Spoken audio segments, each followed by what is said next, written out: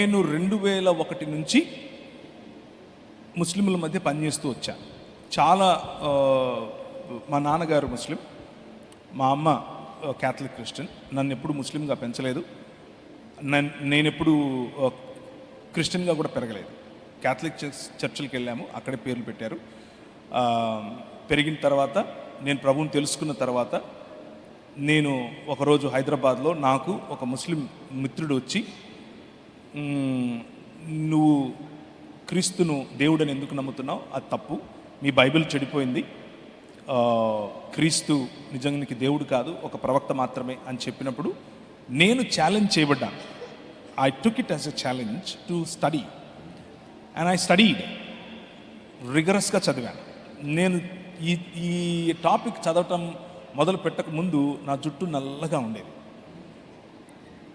Topic మొదలుపెట్టిన తర్వాత ఒక 8 నుంచి 10 నెలల తర్వాత అద్దంలో చూసుకుంటే జుట్టు తెల్లగా అయిపోయింది.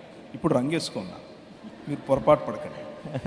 అది కూడా అంటే మా పాప, నువ్వు రంగేసుకో లేకపోతే నేను తాత అని పిలవాల్సి వస్తుంది అని చెప్తే వేసుకున్నా. సో ఏం చెప్తున్నాను నేనంటే, నేను కష్టపడి చదివిన తర్వాత నా రీసెర్చ్లో నాకు తేలింది ఏంటి అని అంటే, నేను చేసిన రీసెర్చ్లో మీ అబ్రహాము మా ఇబ్రాహీం ఒకటే, మీ సారమ్మ మా సారమ్మ ఒకటే, మీ యేసు మా ఈసా ఒకటే. ఇదంతా బూటకం మాట, ఇదంతా తప్పు. వాళ్ళు ఇస్మాయిల్ పిల్లలు, వీళ్ళు ఇస్సాకు పిల్లలు. Absolute wrong. అల్లాహకు బైబిల్లో ఉన్నటువంటి యెహోవాకు సంబంధమే లేదు. అల్లాహ్ వేరొక భావజాలం, వేరొక భావజాలానికి సంబంధించినటువంటి దేవుడు. క్రీస్తు అలాగే త్రియేక దేవుడైనటువంటి బైబిల్లో చెప్పబడిన దేవుడు, ఆయనకు పోలిక లేదు, ఎక్కడ లేదు, ఏ గ్రంథంలో లేదు, ఖురాన్లో అస్సలు లేదు. ఖురాన్ అలాగే హదీసులు, అలాగే సిరా అంటే ముహమ్మద్ గారి యొక్క బయోగ్రఫీ చాలా సంవత్సరాలు నేను చదివాను. నేను దాదాపు 24 సంవత్సరాల నుంచి ఈ పనే చేస్తున్నాను, వాళ్ళ మధ్య పని చేస్తున్నాను. కానీ ఈ రెండు ఏమాత్రము ఒకదానికొకటి పొంతన లేనివి. ఆ దేవుడికి ఈ దేవుడికి చాలా వ్యత్యాసం ఉంది. ఆయన వమకరు అల్లాహు అల్లాహు ఖైరుల్ మాకరీన్ అంటారు వాళ్ళు. అంటే మోసగాళ్లకు మోసగాడు అని వాళ్ళ గ్రంథం వాళ్ళ దేవుని గురించి చెప్తుంది.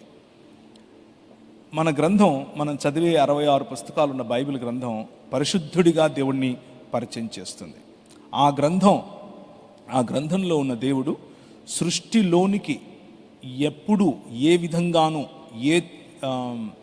ఆయన రాలేడు అని చెప్తుంది. సృష్టికి సృష్టికర్తకు అంత ఎడమ చూపిస్తుంది. కానీ మనం చదివేటటువంటి గ్రంథం భూమి ఆకాశములు అనేటటువంటి తన భవనాన్ని, తన మందిరాన్ని సృష్టించుకున్నటువంటి సృష్టికర్త అందులోనికి ప్రవేశించి సింహాసనాసీనుడై ఆకాశమును తన సింహాసనముగాను భూమిని తన పాదపీఠముగాను చేసుకున్నాడు అని మనం చదివేటటువంటి గ్రంథం చెప్తుంది. So there is a lot of difference.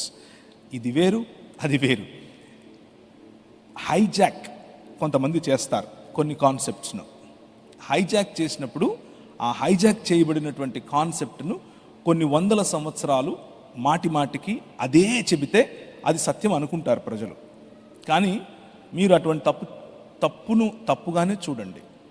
అదొక ప్రత్యేకమైన మతం, దానికి ఇచ్చే గౌరవం దానికి ఇద్దాం.